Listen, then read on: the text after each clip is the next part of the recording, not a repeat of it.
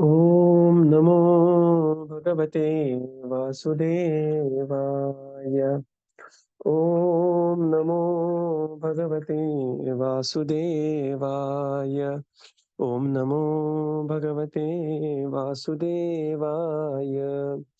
नारायणं नमस्कृत्य नरं चैव नरोत्तमं देवीं सरस्वतीं व्यासं ततो जायमुदीरयेत्। नष्टप्रायेषु अभद्रेषु नित्यं भागवत सेवया भगवतीरुत्तमश्लोके भक्तिर्भवति नैष्ठिकी। ॐ अज्ञानतिमिरन्धस्य ज्ञानाञ्जनशलाकया चक्षुरुन्मिलितं येन तस्मै श्रीगुरवे नमः।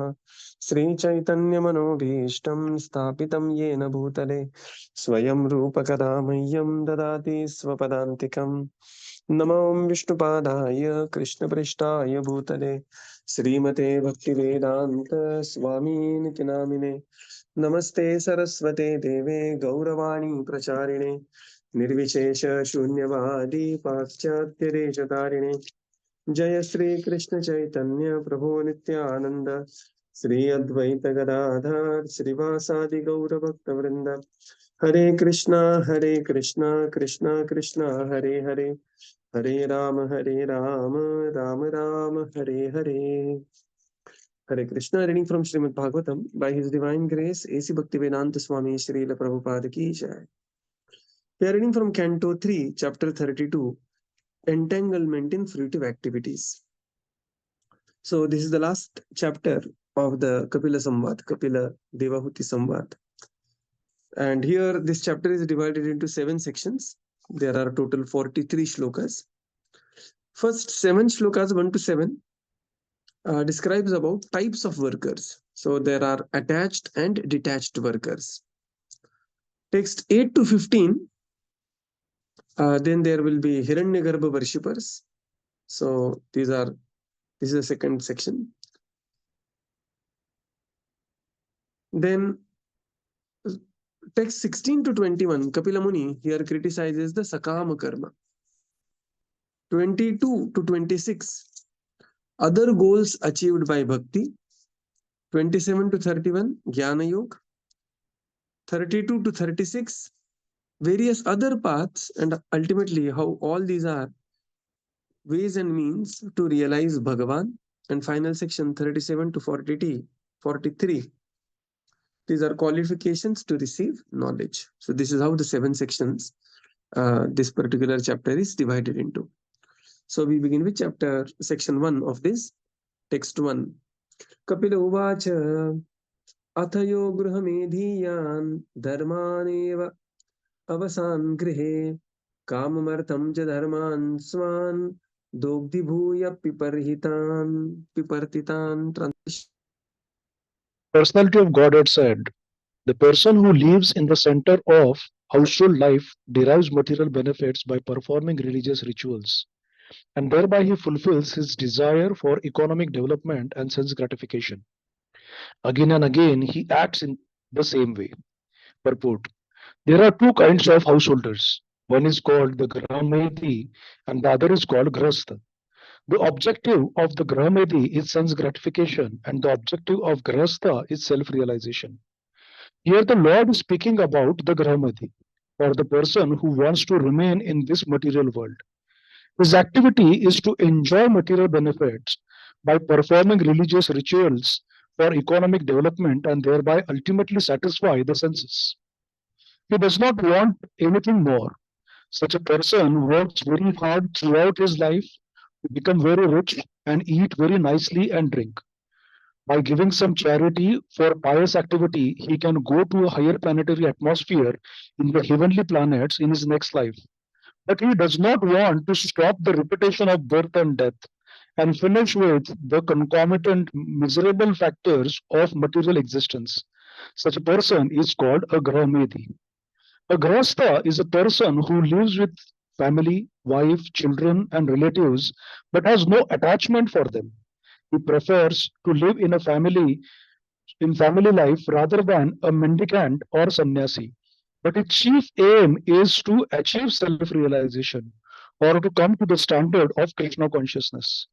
Here, however, Lord Kapiladeva is speaking about the Grahamedis, who have made their aim the materialistically prosperous life, which they achieve by sacrificial ceremonies, by charities, and by good work.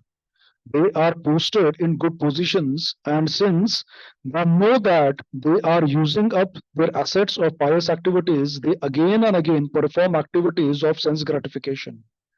It is said by Prahlad Maharaj, Puna Punas Charvita Charvanam. They prefer to chew the already chewed. Again and again, they experience the material pangs, even if they are rich and prosperous, but they do not want to give up this kind of life. Hare Krishna. Yeah. Kapila Uvacha. So Kapila Muni describes persons who lives in the center of the household life, he derives the benefit by fulfilling desires for economic development and sense gratification. And the action continues again and again. Right. Bhuyaha. Bhuyaha means again and again the action continues.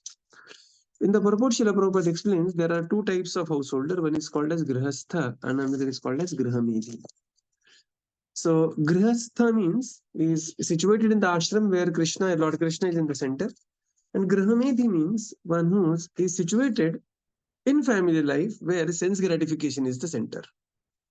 So such a person is extremely attached to material world, extremely attached to the paraphernalia that he has, and he always wants to keep on enjoying the material activities, eat, sleep, drink, be merry, and thus he will do some charity for the purpose of going to the higher planets, and he has no plan beyond this material world. Grihastha also lives with family, apparently looks very similar to Grihamedhi, but his chief aim is to achieve self-realization. He also has family, he loves his family, everything is there in the place, but the aim is centered around the Supreme Lord. Right. So here the discussion largely is about Grihamedhi, and therefore Athayo Grihamedhiyan Dharman. So here Kapila Muni also uses the word Grihamedhiyan Dharman. So what they will do, they will perform some pious activity, go to the higher planets, enjoy higher planets there. When the pious activities are over, again come back. It's very similar to somebody who is working very hard, then takes a short break of 15-20 days, goes to Switzerland, enjoys life there. When money is over, vacation is over, again comes back, again comes, works very hard, again goes to another country, enjoys there, again comes back. So that is his life. Tetam bhuktva swargalokam vishalam kshine punye martyalokam vishanti. And time, punah punah charvita charvananam, as Prahlad Maharaj writes about this. And thus is always getting caught up in this materialistic activities. Text 2.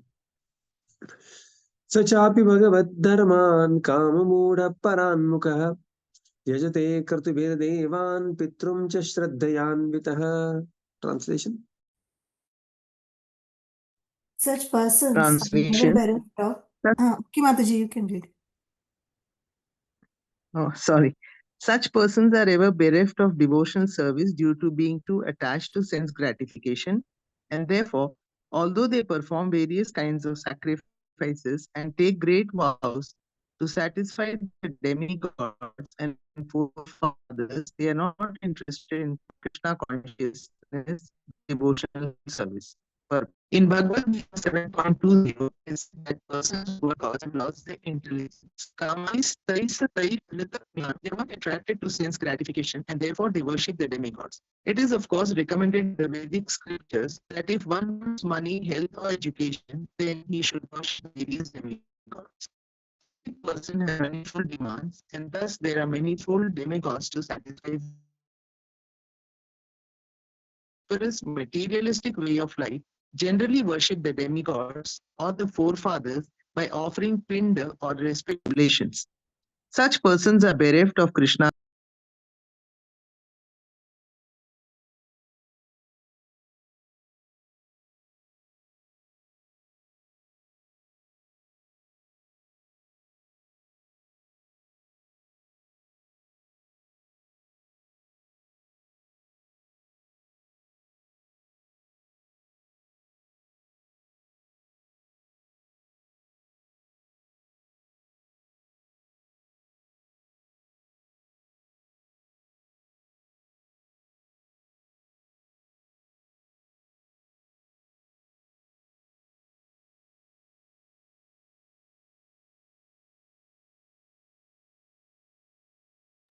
Is it audible or only I am facing the problem?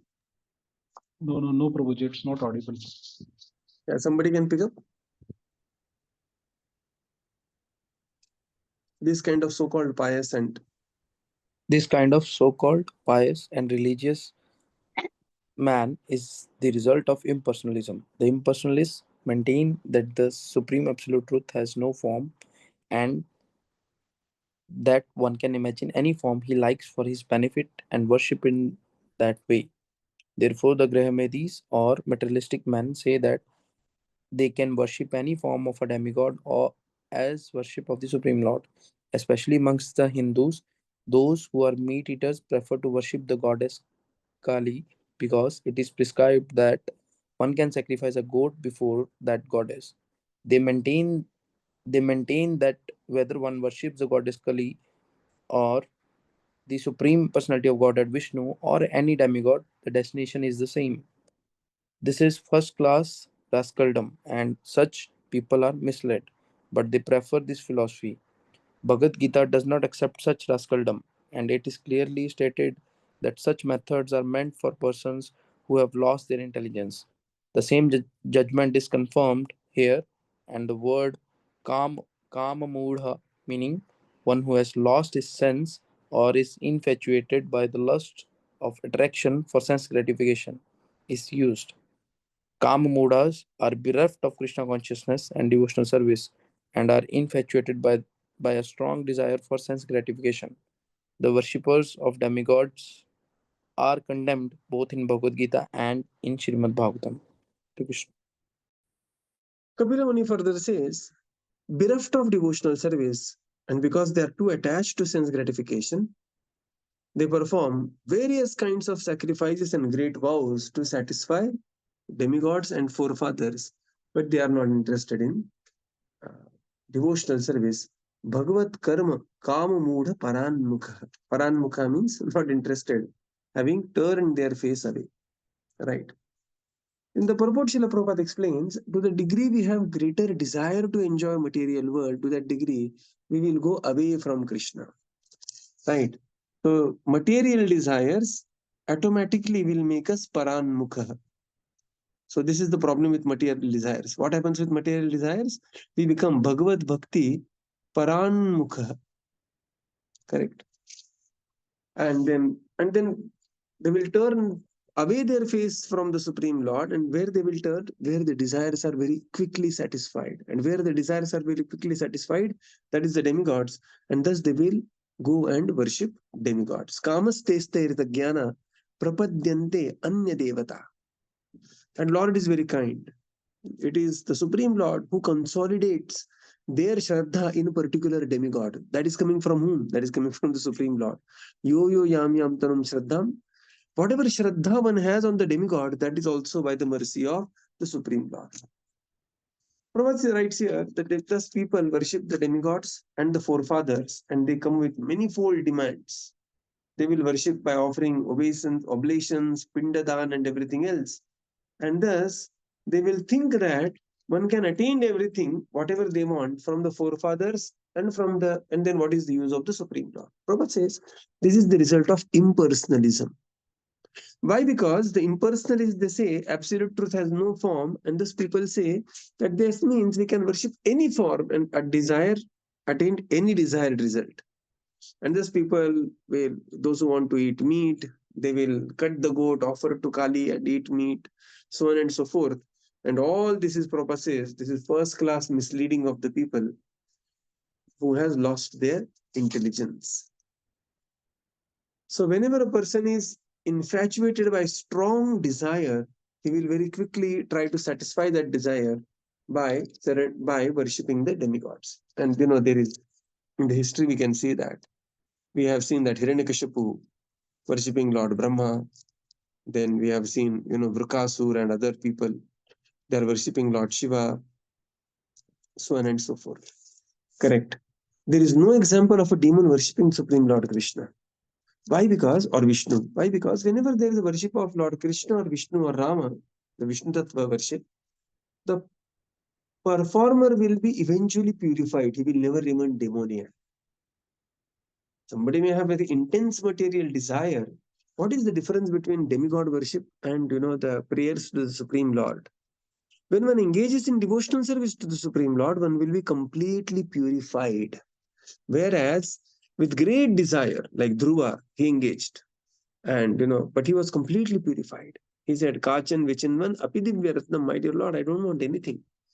But when the same somebody who is infatuated with so many desires worship the demigods, he may get his desires fulfilled, but the purification will not take place. Although Hiranyakashipu performed such tremendous austerity and pleased Lord Brahma was literally forced to appear to be pleased, but there was no purification of Hiranyakashipu. And the same is the case with Vrikasur. So this is the difference, primary difference between worshipping the Supreme Lord and worshipping the demigods. Again, demigods, they themselves are great devotees of the Supreme Lord. Okay. So here we are, condemning the demigod worship, but not the demigods, because the demigods themselves, they are great devotees. They are the pure devotees, most of the demigods, the major ones. Text 3. Tachraddhaya akrantamati pitrudeva vartapuman gatva chandramasam lokam somapa punareshati. Translation. Such Such materialistic persons attracted by sense gratification. Okay. Sorry. Such materialistic persons attracted by sense gratification and devoted to the forefathers and demigods can be elevated to the moon, where they drink an extract of the Soma plant. They again return to this planet. Purport. The moon is considered one of the planets of heavenly kingdom. One can be promoted to this planet by executing different sacrifices recommended in the Vedic literature, such as pious activities in worshipping the demigods and forefathers with rigidly and vows. But one cannot remain there for a very long time. Life on the moon is said to last 10,000 years according to the calculation of the demigods.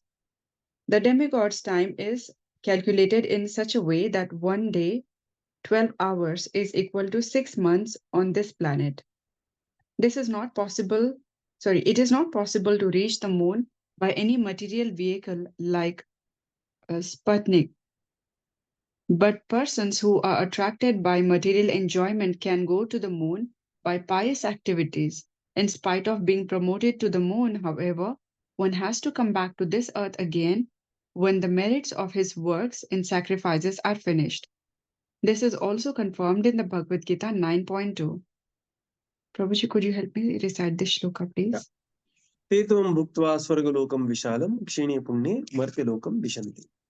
Further now, Kapila Muni says, such materialistic people, they are promoted to the planet of moon, Chandramasam. Gatva Chandramasam lokam. Somapa, they will enjoy a long life there. How long? 10,000 years of the demigod. So one demigod day is equal to 1 year on the earthly planet.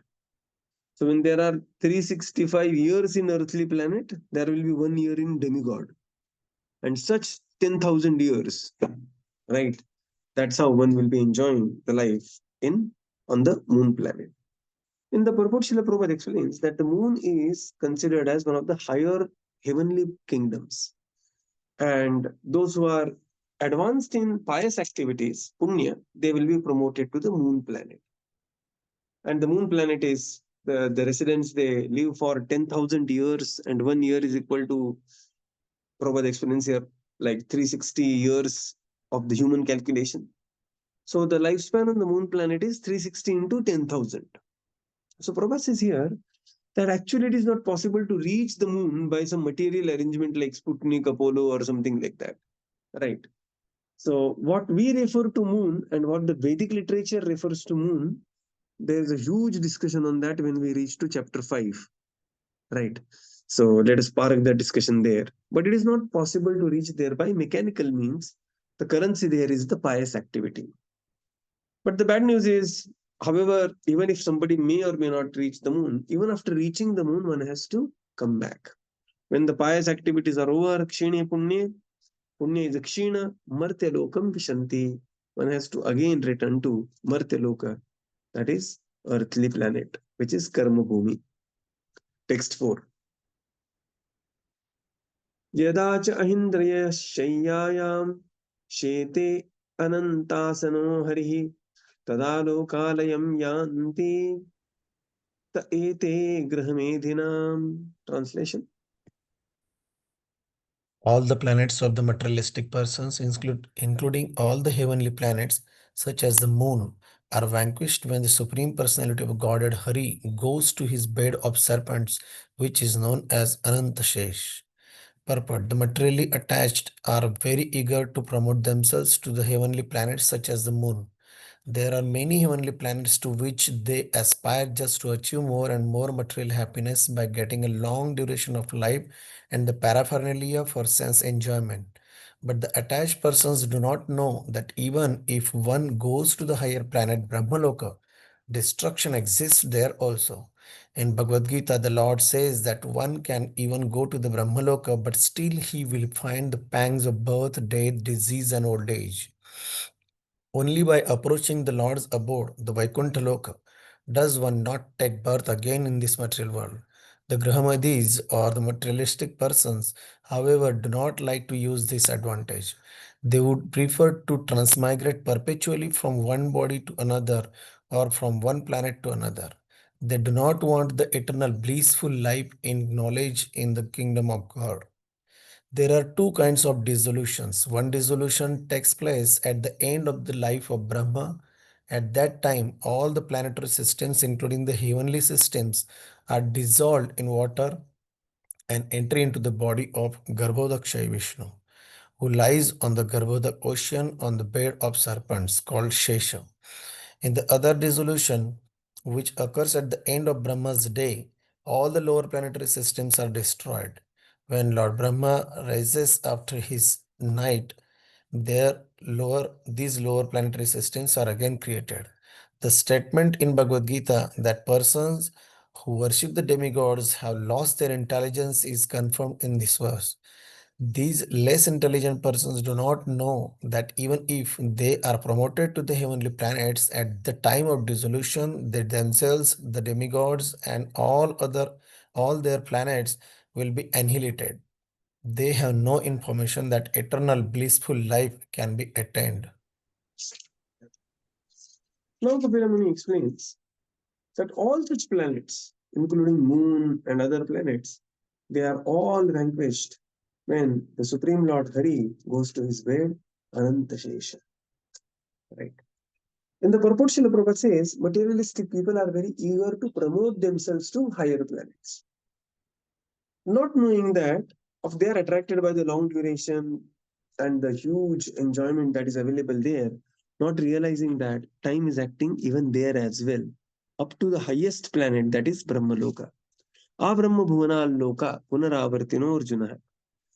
Mamupesya to Punarjanma. The Lord says, right from Brahmaloka to the topmost planet to the downmost planet, all the planets there is Janma Mrityu Jara Vyadhi. Punaravartino Janaha. Only somebody comes back to my planet, that is Vaikuntha, then one can be free from all such inebrities. But materialistic people, Prabhupada says, does not want to take this kind of advantage. They are happy. They will say, no, I will not surrender. Except surrender, I will do everything. I will do tapasya, I will do punya, I will go higher planet, enjoy life there. When tapasya is gone, I will again come back. I will suffer. Except surrender, I will do everything. Right. And this is the potency of surrender. Simply by surrendering to the Supreme Lord, one can actually reach back home, back to Godhead. Next paragraph, Srila Prabhupada explains there are two types of dissolution. One dissolution at the end of the day of Brahma, that is Kalpa, when the Kalpa is over. And the second dissolution is at the end of life of Brahma. So these are the two types of dissolutions. Srila Prabhupada concludes, and therefore, by any amount of worshipping the demigods, one cannot get free from the material world, one cannot achieve liberation, and one will be always caught in the cycle of birth and death within this material world, and therefore this kind of worship is not considered very intelligent, because at the time of annihilation takes place, everybody will be vanquished. including the demigods, their planets, their worshippers, and everything will be sucked in by the Supreme Lord, except the planets of Vaikuntha. Text 5. ये स्वधर्मान्न दुह्यन्ति धीरा कामार्थ Hathaway निस्सङ्गान्यस्तकर्माणः प्रशान्तः शुद्धचेतसः. Those who are intelligent and are of purified consciousness are completely satisfied in Krishna consciousness. Freed from the modes of material nature, they do not act for sense gratification. Rather, since they are situated in their own occupational duties, they act as one is expected to act. Purport. The first class example of this type of man is Arjuna. Arjuna was a Kshatriya and his occupational duty was to fight. Generally, kings fight to extend their kingdoms, which they rule for sense gratification. But as far as Arjuna is concerned, he declined to fight for his own sense gratification. He said that although he could get a kingdom by fighting with his relatives, he did not want to fight with them. But when he was ordered by Krishna and convinced by the teachings of Bhagavad Gita, that his duty was to satisfy Krishna, then he fought. Thus, he fought not for his sense gratification, but for the satisfaction of Supreme Personality of Godhead. Persons who work at their prescribed duties for not for sense gratification, but for gratification of the Supreme Lord, are called Nissanga, freed from the influence of modes of material nature. Nyasta karmanaha indicates that the results of their activities are given to the Supreme Personality of Godhead. Such persons appear to be acting on the platform of their respective duties, but such activities are not performed for personal sense gratification. Rather, they are performed for the Supreme Person. Such devotees are called Prashantaha, which means completely satisfied. Shuddha Chetasa means Krishna consciousness. Their consciousness has become purified. In unpurified consciousness, one thinks of himself as the Lord of the universe. But in purified consciousness, one thinks himself the eternal servant of the Supreme Personality of Godhead. Putting oneself in that position of eternal servitorship to the Supreme Lord and working for him perpetually, one actually becomes completely satisfied. As long as one works for his personal sense gratification, he will always be full of anxiety. That is the difference between ordinary consciousness and Krishna consciousness. Now Kapila Muni is explaining that those who are intelligent and of purified consciousness, they will be completely satisfied with Krishna consciousness. They are freed from the modes of material nature and they will not act for sense gratification. Rather, since they are situated in their Svarupa, own occupational duties, they act as one is expected to act. Just like the obedient child will behave as he or she is expected to behave. In the purport, Srila Prabhupada explains that the ideal example is Arjuna, of such a personality. There were many kings who were fighting, but they were fighting for their sense gratification. They wanted to enjoy the rule and expand their kingdom, which they were enjoying and ruling. But in case of Arjuna, he declined to fight for his own purpose. Kim no rajyena Govinda. He says that what is Rajya, my dear Govinda? I can see the result of the war. I can see the outcome of the war. I don't want to fight. Then Lord Krishna spoke Bhagavad Gita and convinced him that his duty was to satisfy Krishna through his psychophysical nature of fighting, and thus he fought in one of the most memorable wars. Such people are called as Nissangaha. Nissangaha means the personalities who work at their prescribed duties and not for sense gratification. And such personalities, all their activities are dedicated to the Supreme Lord, Nyasta Karmana, and therefore they are Prashanta, completely satisfied. And thus their consciousness will become purified. Shuddha Chetasaha. Srila Prabhupada concludes with a very beautiful lines here. Putting oneself in that position of eternal servitor of the Supreme Lord and working for him perpetually, one actually becomes completely satisfied. Correct. So, what is completely satisfied? Fish wholeheartedly taking shelter of the ocean, the fish is completely satisfied.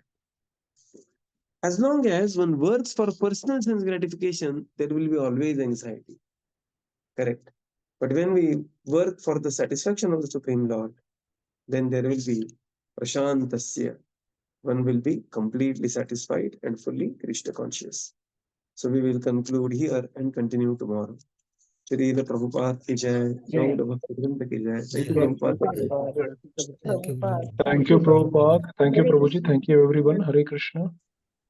Thank you, Prabhupada. Thank you, Prabhuji. Thank you, Prabhuji. Thank you, Prabhupada. Thank you, Prabhuji. Hare Krishna. Prabhupada. Thank you, everybody. Prabhuji. Thank you. Hare Krishna. Hare Krishna.